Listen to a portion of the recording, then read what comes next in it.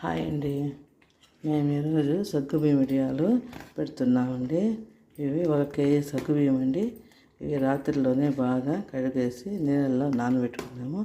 ఉదయాన్నే 1కి 4 గ్లాసులు నీళ్ళు లెక్కన పోసి ఉడకబెట్టుకున్నామండి. బాగా ఉడకాలి.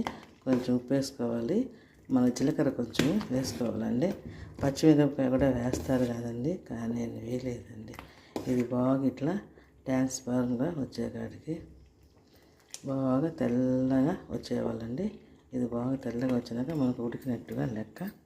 సరిపోలేదని దీంట్లో కొంచెం పెట్టినాను. ఇది పెద్ద సగ్గుబియ్యం అండి, కొంచెం లావుగా ఉన్నాయి. ఉడికేదానికి కొంచెం టైం పడుతున్నది, కానీ సన్నవి కన్నా ఇవే బాగుంటాయండి.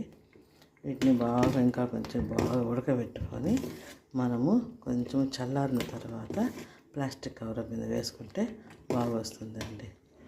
మళ్ళీ చూపిస్తాను. కొంచెం పలసగా దిగాలి కదా, నేను మాట్లాడుతున్నాను.